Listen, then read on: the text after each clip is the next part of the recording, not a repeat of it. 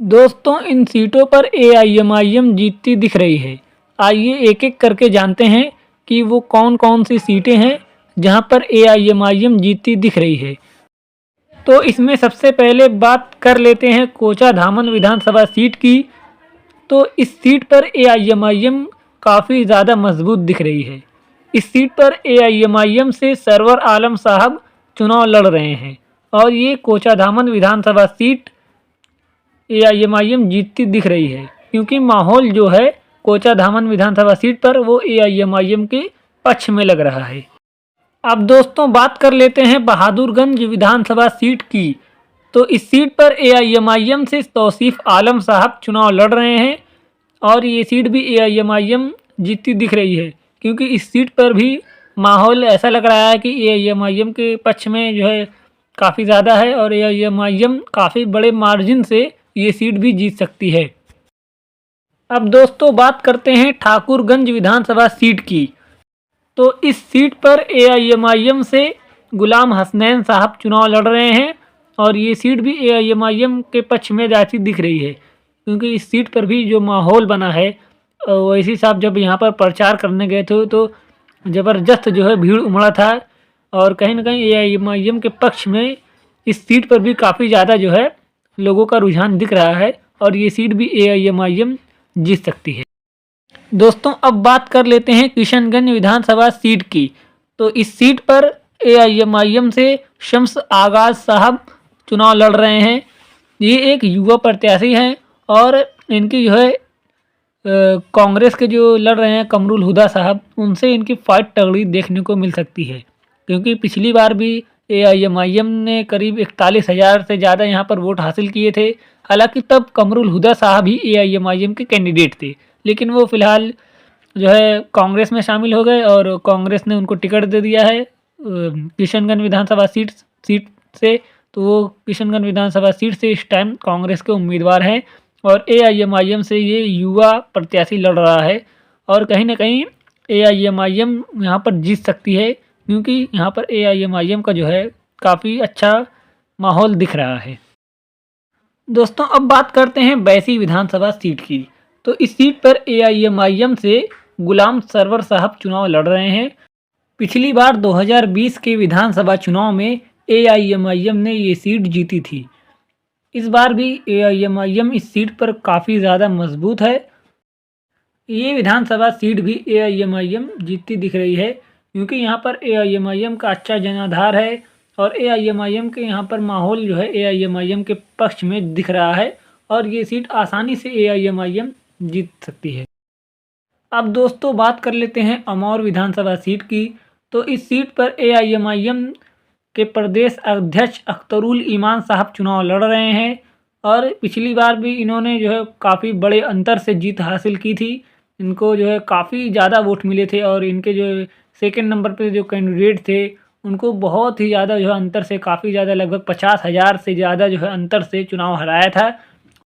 अख्तरुल ईमान साहब इस सीट पर काफ़ी मजबूत दिख रहे हैं और ये सीट भी एआईएमआईएम आसानी से जीतती दिख रही है। अब दोस्तों बात कर लेते हैं बलरामपुर विधानसभा सीट की। तो इस सीट पर एआईएमआईएम ने आदिल हसन साहब को टिकट दिया है। आदिल हसन एक जो है युवा प्रत्याशी हैं एआईएमआईएम के और ये एआईएमआईएम के लिए जो है काफ़ी ज़्यादा सीमांचल में मेहनत कर चुके हैं और इस बार एआईएमआईएम ने इनको बलरामपुर विधानसभा सीट से प्रत्याशी बना दिया है। ये बलरामपुर विधानसभा सीट से जीतते दिख रहे हैं यहाँ पर, क्योंकि एआईएमआईएम का जनाधार काफ़ी ज़्यादा बढ़ चुका है और एआईएमआईएम इस सीट पर काफ़ी ज़्यादा मजबूत हो चुकी है और ये सीट भी एआईएमआईएम जीत सकती है। दोस्तों अब बात कर लेते हैं जोकीहाट विधानसभा सीट की।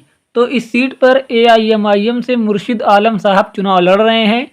पिछली बार 2020 के विधानसभा चुनाव में एआईएमआईएम ने इस सीट पर जीत दर्ज की थी, लेकिन इस सीट से जो जीते थे शाहनवाज, वो जो है आरजेडी में शामिल हो गए थे और इस बार आरजेडी ने उनको टिकट दे दिया है। तो इस बार आरजेडी से वोट लड़ रहे हैं और एआईएमआईएम ने यहाँ पर मुर्शिद आलम साहब को टिकट दे दिया है। मुर्शिद आलम साहब का जो है यहाँ पर पलड़ा काफ़ी भारी दिख रहा है और वो इस सीट पर भी जो है जीतते दिख रहे हैं। एआईएमआईएम के पक्ष में ये भी सीट जाती दिख रही है। दोस्तों अब बात कर लेते हैं अररिया विधानसभा सीट की। तो इस सीट पर एआईएमआईएम ने मंजूर आलम साहब को टिकट दिया है। इस सीट पर जो है पिछली बार एआईएमआईएम ने चुनाव लड़ा था, लेकिन कोई जो है ख़ास परफॉर्मेंस नहीं रहा था एआईएमआईएम का पिछली बार। लेकिन इस बार एआईएमआईएम के प्रति लोगों का जो है रुझान इस सीट पर भी दिख रहा है और एआईएमआईएम ये सीट भी जीतती दिख रही है, क्योंकि एआईएमआईएम ने यहाँ पर मंजूर आलम अच्छे कैंडिडेट को जो है उतारा है और जो है ये गठबंधन के कैंडिडेट को हरा सकते हैं और जीत दर्ज कर सकते हैं। एआईएमआईएम इस सीट पर भी मजबूत मानी जा रही है और ये सीट भी जीत सकती है। अब दोस्तों बात कर लेते हैं प्राणपुर विधानसभा सीट की। तो इस सीट पर एआईएमआईएम ने आफ्ताब आलम साहब को टिकट दिया है और जब ओवैसी साहब इस सीट पर उनके लिए प्रचार करने गए थे तो इस सीट पर भारी जनसैलाब उमड़ा था।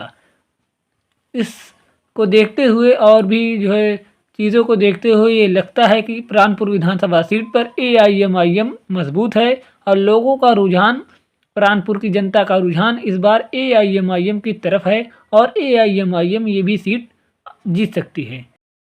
दोस्तों अब बात कर लेते हैं कदवा विधानसभा सीट की। तो इस सीट पर एआईएमआईएम से शाहनवाज आलम चुनाव लड़ रहे हैं और इस सीट पर भी एआईएमआईएम मजबूत दिख रही है। ओवैसी साहब जब इस सीट पर उनके लिए प्रचार करने गए थे तो वहाँ पर भारी जन सैलाब उमड़ा था और इस सीट पर भी लोगों का रुझान जो है लग रहा है कि एआईएमआईएम की तरफ और एआईएमआईएम इस सीट पर भी मजबूत दिख रही है और ये सीट जीत सकती है। दोस्तों आपको क्या लगता है कि इस बार एआईएमआईएम बिहार में कितनी विधानसभा सीटों पर जीत दर्ज कर सकती है? आप कमेंट में लिख सकते हैं। वीडियो अच्छी लगी हो तो वीडियो को लाइक करें। इसी तरह की और वीडियो देखने के लिए हमारे चैनल को सब्सक्राइब करें, बेल आइकन ज़रूर दबाएं ताकि आने वाली हमारी हर वीडियो आप तक सबसे पहले पहुंच सके।